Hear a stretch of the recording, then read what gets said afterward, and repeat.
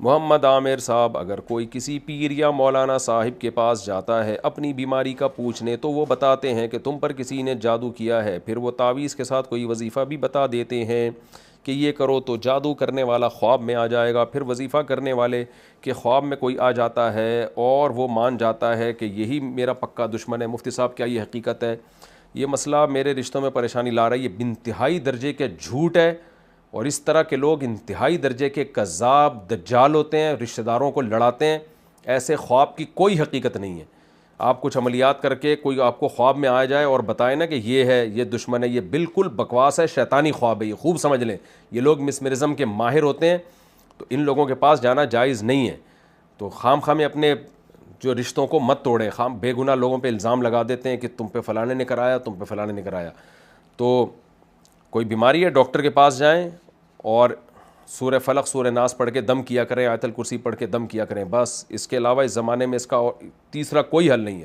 کسی بھی روحانی علاج والے کے پاس گئے، میں دعوے سے کہتا ہوں زندگی برباد ہو جائے گی آپ کی۔ ٹھیک ہوں گے وقتی طور پر، پھر کوئی اور مسئلہ ہوگا، آپ کی نسلیں برباد نہ ہو جائیں، میرا نام بدل دینا۔ یہ بڑے بے شرم ہوتے ہیں، ابھی کیا بولوں میں ان کا بولتے ہوئے جذباتی ہو جاتا ہوں میں، کیونکہ میں نے ان لوگوں کے فراڈ دیکھے ہیں۔ یہ بڑے بڑے علماء کو، بزرگوں کو بیوقوف بناتے ہیں، آپ کس کھیت کی مولی ہو۔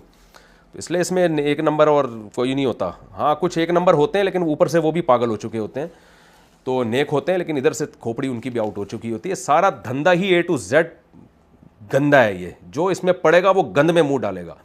اللہ پہ توکل کرو، لائف اسٹائل سر اٹھا کے جیو، جادو کی ایسی کی تیسی، یہ لفظ یاد کر لو، جس نے جادو کرنا ہے ایسی کی تیسی آئے کرے۔ تو اور سورہ فلق سورہ ناس پڑھ کے دم کیا کرو بس، اور اللہ پہ توکل رکھو۔ اللہ تو مجھے مار رہے، جادو سے مارنا ہے مار دے، میں ان کمبختوں کے پاس نہیں جاؤں گا۔ جب یہ کانفیڈنس پیدا ہوگا تو جادو ہوگا ہی نہیں انشاءاللہ آپ کے اوپر۔ یعنی آپ یہ بول دو میں مر جاؤں گا ان چیزوں، اگر بالکل کوئی جن چڑیل ہے بھی نا تو آپ عزم کر لو جن چڑیل آ جائے، بس کوئی مسئلہ نہیں ہے، میں ان عاملوں کے پاس نہیں جاؤں گا، تو میں آپ دعوے سے کہتا ہوں انشاءاللہ چڑیل بھاگ جائے گی، جن بھی بھاگ جائے گا۔ لیکن ان کے پاس گئے نا، چاہے وہ بزرگ ہو، چاہے وہ ریونڈ کا مقیم ہو، چاہے وہ دیوبندی ہو، چاہے کسی بزرگ کا خلیفہ ہو، خدا کا واسطہ اپنی جانوں پہ رحم کرو، کسی بڑے عالم کی باتوں میں بھی نہ ہو۔ وہ کہتے ہیں نا نہیں یہ مفتی طارق مسعود مبالغہ کرتا ہے، میں مبالغہ خدا کی قسم نہیں کر رہا، میں قسمیں اٹھا کے کہہ رہا ہوں، میں نے ان کو دیکھا، ان تلوں میں تیل نہیں ہے، یہ بڑے بڑے بزرگوں کو بیوقوف بنانے کی مشینیں ہیں، یہ اہل اللہ بھی بیوقوف بنتے ہیں ان سے۔ اب لوگ کہتے ہیں تم بڑے آ گئے، تم زیادہ سمجھدار مر رہے ہو اپنے بزرگوں سے۔ بھائی ہم بزرگوں کی خاک کے برابر بھی نہیں ہیں، دین کے علم میں ہم ان کو مانتے ہیں، اور ہماری کیا حیثیت، ان کا تقوی علم سب سے زیادہ، ہم سے کئی گنا زیادہ ہے، لیکن کچھ چیزیں مشاہدے پر مبنی ہوتی ہیں۔ یہ سارے ہی ایک جیسے ہوتے ہیں، ان میں کچھ 2 نمبر ہوتے ہیں، کچھ 1 نمبر ہوتے ہیں، لیکن اوپر سے ان کی کھوپڑی بھی خراب ہو چکی ہوتی ہے۔